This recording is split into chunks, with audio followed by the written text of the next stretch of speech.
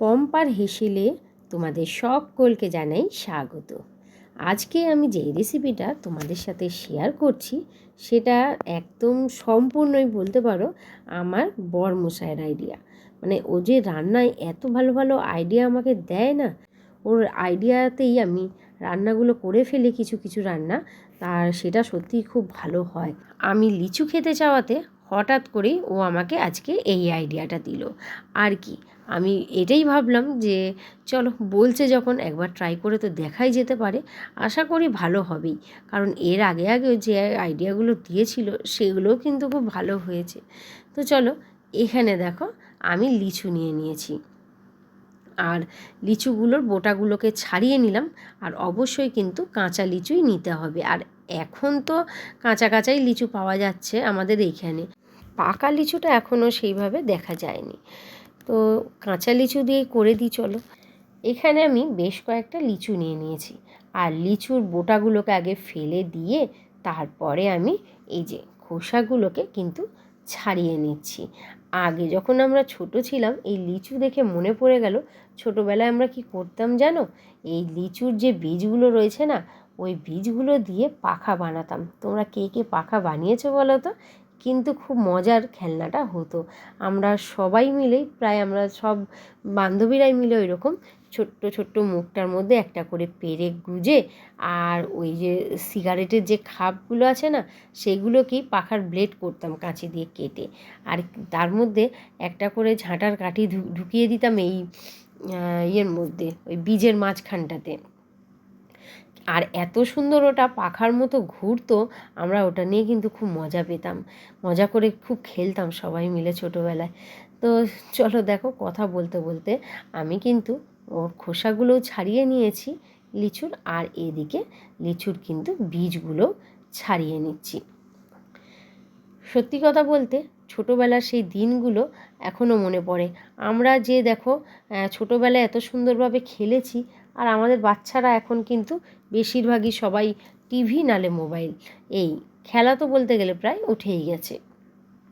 তো দেখো, খোসাগুলো ছাড়িয়ে বীজগুলোকেও আমি বার করে নিলাম, আর এখানে আমি একটা মশলা তৈরি করে নিচ্ছি। এখানে দিয়ে দিলাম আমি লঙ্কার গুঁড়ো, হলুদের গুঁড়ো, জিরের গুঁড়ো, আর দিয়ে দিলাম নুন, একটু গরম মশলার গুঁড়ো, আর তার সাথে দিয়ে দিলাম আমি কাসুরি মেথি। এরপর এগুলোকে আমি জলের মধ্যে মিশিয়ে রেখে দিলাম। আর এইদিকে কড়াইতে তেল দিয়ে দিলাম। তেলটা গরম করে নিয়ে ওর মধ্যে দিয়ে দিলাম আমি গোটা জিরে আর হিং ফোড়ন। এটা একটু ভাজা হওয়ার পরে এর মধ্যে ওই লিচুগুলো আমি দিয়ে দিলাম। এরপর এটাকে কিন্তু আমি ভাজতে শুরু করেছি। তবে হ্যাঁ, খুব কিন্তু আমি লাল লাল করে ভাজবো না, এটা একটু হালকা নাড়াচাড়া করবো আর কি। আর এর মধ্যে কিন্তু আমি এখন নুন হলুদ কিছুই অ্যাড করব না, কারণ আমি ওইখানে তো নুনটা একটু বেশি পরিমাণে দিয়েছি যাতে এর সাথে অ্যাডজাস্ট হয়ে যায়। এরপর দেখো, এটাকে কিন্তু একটু ভাজা ভাজা আমি করে নিলাম। আর করে নেওয়ার পরে এখানে আমি দিয়ে দেব ওই যে মশলাটা যেটা তৈরি করে রেখেছিলাম। এরপর এটাকে আমি বেশ কিছুক্ষণ নাড়াচাড়া করব, যতক্ষণ না এটার থেকে তেল বেরিয়ে আসে। আর আমার বরমশাই কী আইডিয়াটা দিয়েছিল চলো তোমাদেরকে আমি আরেকটু পরেই জানিয়ে দিচ্ছি। তো এখানে দেখো, এটা কিন্তু তেল ছেড়ে এসেছে। বেশ অনেকক্ষণ ধরে কষানোর পরে এটা কিন্তু তেলটা ছেড়ে এসেছে। এরপর এটাকে কিন্তু আমি বেশ অনেকক্ষণ ধরেই কষাবো অল্প আঁচে। আর তুমি যে কোনো মশলায় যতক্ষণ কষাবে সেখানে দেখবে স্বাদটা আরও ভালো হয়। এরপর দেখো, এখানে আমি দিয়ে দিচ্ছি আখের গুড়, আর গুড়টা দেওয়ার পরে এটাকে আমি এর সাথে মিশিয়ে নিচ্ছি। বরমশাইকে যখন আজকে বলেছিলাম যে আমি লিচু খাবো, তখন বলল এই লিচুগুলো টক, তো এগুলো একদমই খেতে পারবে না, আর এটা দিয়ে কিন্তু আচার খুব ভালো হবে। তো আমারও মাথায় সেরকমই আইডিয়া এলো যে ঠিক আছে চলো, আজকে বরং লিচুরই আচার করে নেওয়া যাক। সেই বুঝেই আজকে আমি লিচুর আচার করে তোমাদেরকে দেখাচ্ছি। তো দেখো, এখানে কিন্তু গুড়টা ভালোভাবে গলে গেছে। এই গুড়টাকে দিয়ে কিন্তু একটুখানি ফোটাতে হবে, যাতে ওই লিচুর মধ্যে গুড়টা ঢুকে যায়।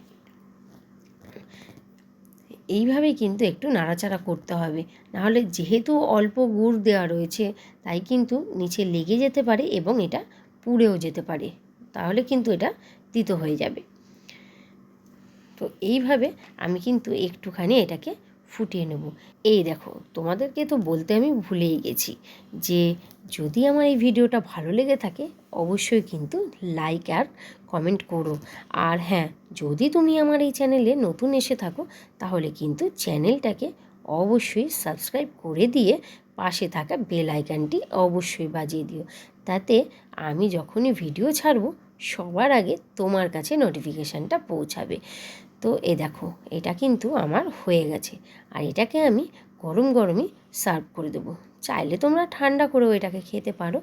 এরপর বলি, প্রতিদিন ঠিক দুপুর 2টোর সময় আমি চলে আসি নতুন নতুন রেসিপি নিয়ে তোমাদের জন্য, আর তোমরাও কিন্তু অবশ্যই চলে এসো পম্পার হেসেলে নতুন নতুন রেসিপিগুলো দেখার জন্য। তো আজকের মতো ভিডিওটা আমি এখানেই শেষ করছি। সকলে সুস্থ থেকো, ভালো থেকো, দেখা হবে আগামীকাল। টাটা।